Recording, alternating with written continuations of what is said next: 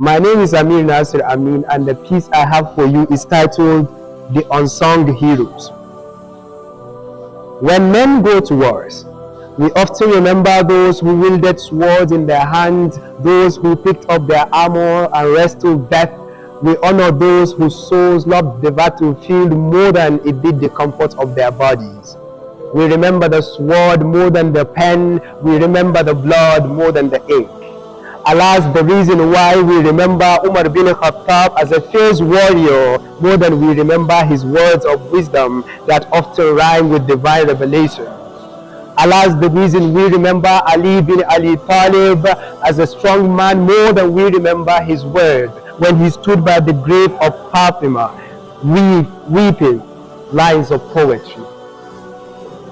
Alas, the reason why we know less and less about Hassan bin Thabit and Abdullah bin Rawaha, the poet of the Prophet, peace be upon him. See, since the beginning of time, the stories of men were told by people whose tongue danced to the orchestra of the heart, people who possess the power to command words. With ink, they preserve the legacies of kings, heroes, and men of legend. They, with all their power, glorify names and dynasties, yet themselves remain forgotten in the sand of time. They inspire cowards to triumph over an army of the brave. They, with their words, overturn destinies, for they possess a gift so divine. A gift so divine. For it was he, the Almighty, who taught men that which they did not know. It was he who said, اقرأ وربك الأكرم الذي علم بالقلم علم الإنسان ما لم يعلم. Yes, the power to write is a gift so divine, and poetry chooses the heart in which it resides. See, not everybody could bear the weight of a poetic mind, for it is a street busier than the streets of Lagos. Imagine what it feels like to have a mind that never sleeps, a mind always on hibernation mode, to have thoughts deeper than the Atlantic Ocean, to live in a world of your own. See, not every tongue could dance to the rhythm of poetic lines. So when next you see a poet, salute with both your hands, for nothing could ever compare to their sacrifice. To be a poet is to strip your soul naked and parade the streets, to display your darkest secrets like a billboard at the market street, to break yourself into tiny fragments and pieces and be mummified in lines and stanzas, yet you hope to bring back that which is dead back to life, to pull out all the strings of darkness into the light, to stitch all that is broken, guide all that is lost, and breed hope even in the most barren of hearts. So here is an ode to the unsung heroes, ones whose names are never echoed loud enough, ones whose worth never seen high enough, the warriors whose medals never shine bright enough. No, not the type of warriors with sword around their waist or a gun clutched to their fingers. I mean the divine warriors with the blood of ink, blessed to wield a weapon and fight, blessed to wield a pen and fight battles with words.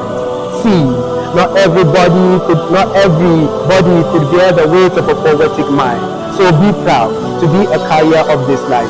And when people look down on your art, flex the muzzles of ignorance before you. Fret not. Tun farko al'alami ba sa an takobi bane. Ko nisan ɗinki ba aikin makeri bane. Sha'iri yayi kama da amma san ba mawaki bane.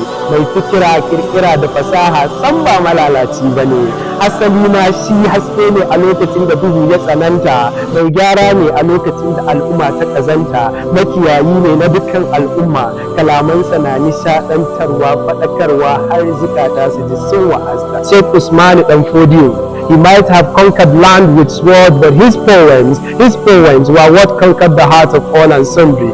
It was the stick with which he used to guide the blind to see the light, cleanse their hearts and purify their minds. Ko a bayan shi ayyuna na Asma'u, she was like an angel who lightened the world with her words.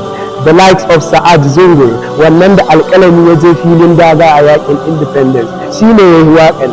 In za ka faɗi gaskiya ko me take ja maka kabiya. Abubakar Ladan, the poet of Africa. It was he who sang Allah ya Allah ya Allah Atakamu Africa Musozuna. You see, poetry is all about unity of soul. So here is an ode to all the Chinua Achebe's who held on when things fell apart. The new Osundari, the Wole Soyinkas, the man who inscribed Nigeria on the Atlas of Nobel Prize. To the likes of Eya, to the poet, the BK to Comorodis who never stop fighting for a one Nigeria, the Titi Lope, the Timamandas, Alhan Islam, the Alila one who never stopped writing for Karida. So here is an ode to the voices of equity, the hands that raise the flag of poetry in this green land, the likes of Abdul Sharif and Abdul De Young, Hussein Bello, Sira, Tidda, Malcolm X, M.I., Wolki, Kiki, Shukran, Mubarak, Syntax, and poets whose names are too great to fit into the confine of a single poem. Today we say thank you to all the voices who spoke when the world was besieged in silence.